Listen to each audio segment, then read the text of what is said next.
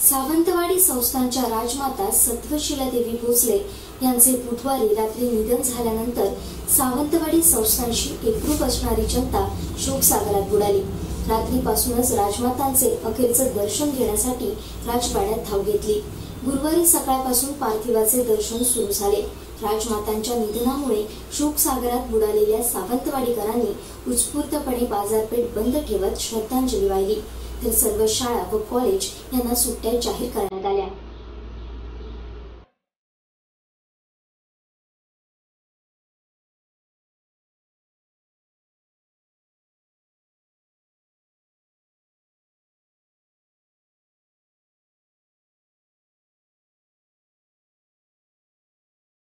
वृद्धापकालाने आजारी असणाऱ्या सावंतवाडी संस्थानच्या राजमाता सत्वशीलादेवी भोसले यांची बुधवारी रात्री प्राणज्योत मालवली। त्यांच्या निधनामुळे अवघी सावंतवाडी शोकसागरात बुडाली आहे।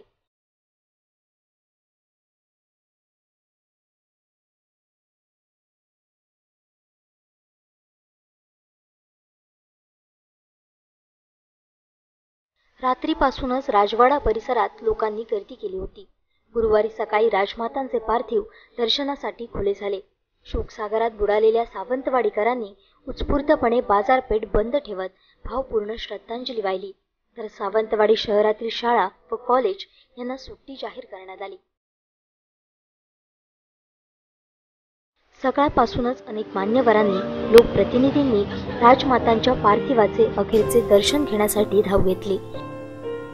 राजमातांचं काल रात्री 9:15 वाजता आकस्मिक निधन झालं। 5-6 दिवसापूर्वी त्यांची मी भेट घेतली होती माझ्या सहकार्यांसमोर। त्यावेळी त्या आजारी होत्या, पण असं वाटलं ना की अचानक त्या आपल्यातून निघून जातील।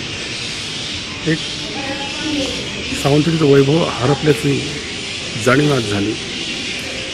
राजघराण्याने या शहरासाठी भरपूर करून ठेवलं आहे आणि त्यांच्याच माध्यमातून या शहरातील जे वैभव दिसतंय ते भोसले घराण्यांचं एक प्रतीक आहे।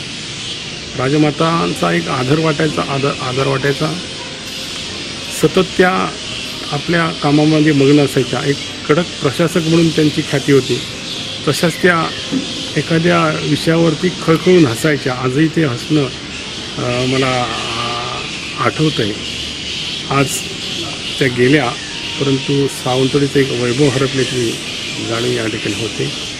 मी त्यांच्या आत्म्यास चिरशांती लाभो आणि त्यांच्या कुटुंबियांना ते दुःख पचवण्यासाठी आई भवानी जगदंबा श्रीदेव पाटेकर, श्रीदेव उपळकर बळ देव एवढी ती प्रार्थना करतो। सावंतवाडी संस्थान पूर्वीचा केंद्रीय जिल्हा होता आणि खऱ्या अर्थाने आज सावंतवाडीचं वैभव हे हरपलेलं आहे।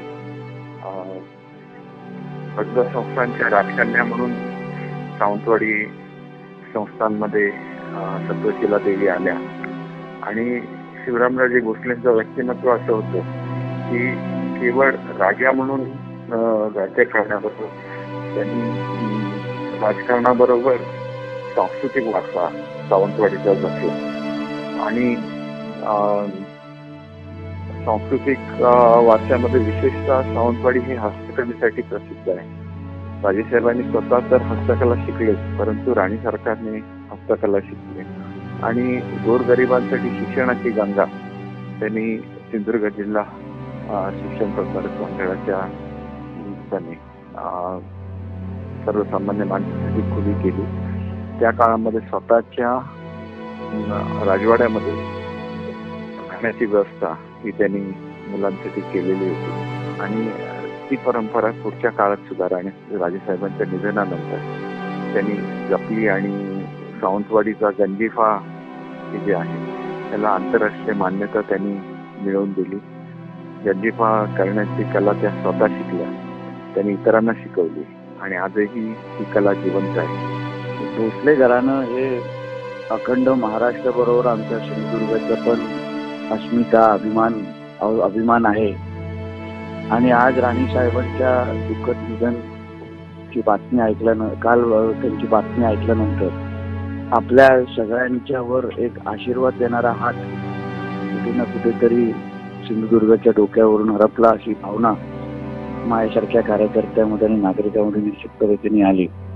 भोसले घराण्यामुळे आपल्या सिंधुदुर्गाच्या इतिहास असेल आणि भविष्यामध्ये ह्याच्यामध्ये निश्चित पद्धतीने एक वेगळा अभिमान वाटण्यासारखी गोष्ट होती. आणि त्यांनी ज्या पद्धतीने सामाजिक कार्य वेगवेगळ्या क्षेत्रामध्ये राणी साहेबांच्या माध्यमातून व्हायचं.